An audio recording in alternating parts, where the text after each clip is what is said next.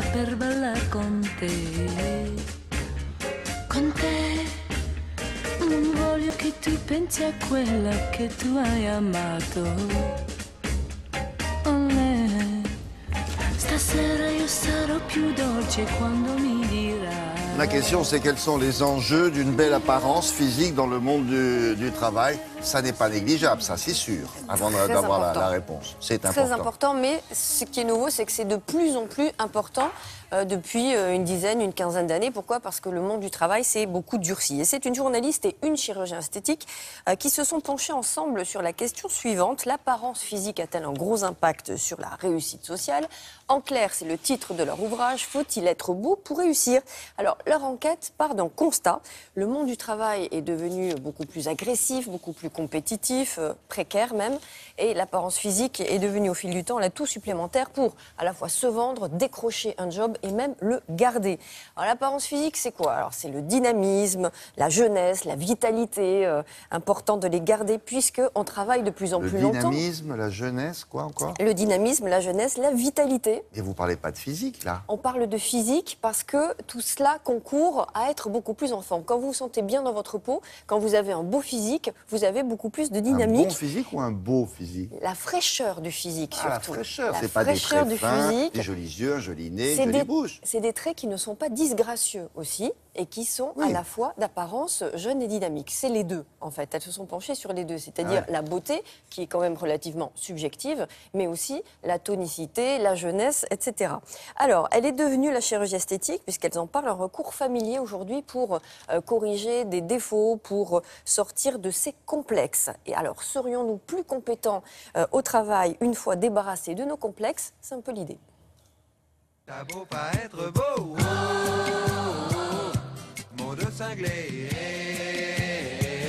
j'étais dans la peau, oh, oh, oh, j't'aime, t'aime, t'aime, t'as beau pas être beau, oh, oh, oh. C'est important d'être beau parce qu'on va être plus confiant en soi, finalement.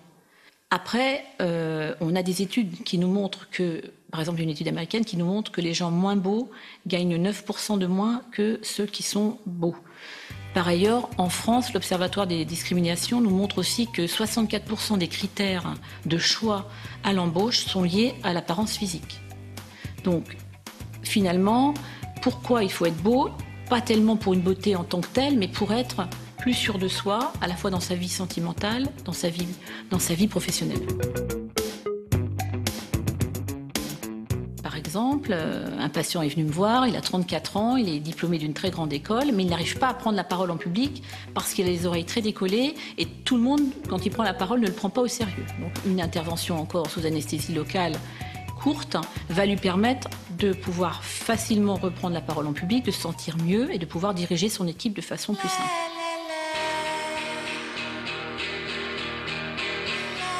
C'est quand même obligatoire d'avoir confiance en soi pour réussir, parce que vous allez, en étant vous-même confiant, donner confiance aux autres, et donc vous allez être entouré plus facilement et on va vous laisser des responsabilités.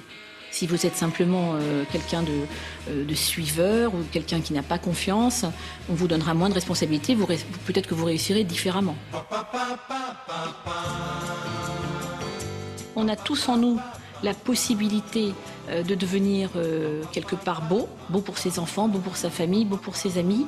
On a ce quelque chose au fond de nous. La chirurgie esthétique peut nous y aider, être au mieux et avoir le meilleur de soi-même. C'est par exemple traiter un complexe, une blessure que l'on a eue dans l'enfance, par une intervention ciblée et finalement apparaître après mieux dans sa peau et plus confiant. Il y a deux étapes finalement. Il y a au moment de l'embauche, si vous êtes beau, jeune, bon là ça va. Oui. Et puis au moment où il faut peut-être entrouvrir la porte, si ça vieillit un peu, hein, j'en connais qui se teignent les cheveux. À la télé notamment. Et ça arrive. Oui, j'en connais. Vous avez les noms? Oui, non. Donc, il faut être beau et jeune. Mais quand on dit beau, comme disait le médecin, beau, c'est plutôt être débarrassé de tout ce qui peut faire complexe, c'est-à-dire un nez un peu disgracieux, des oreilles décollées, etc. Et après, c'est se sentir beau pour avoir une meilleure estime de soi. La jeunesse, la vitalité, c'est plus on avance vers la retraite, fait, plus on a l'injonction en fait de paraître en forme et de paraître un peu jeune et d'avoir une certaine vitalité. Mais ça, on le savait finalement, non?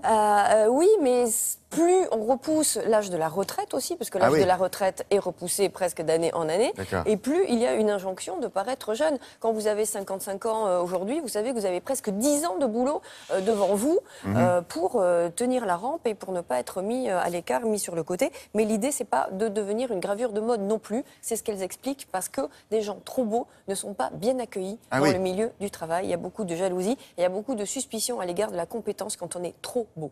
Oui, notamment chez les femmes. Notamment chez les femmes. Très bien. Merci beaucoup. On continue avec l'actualité.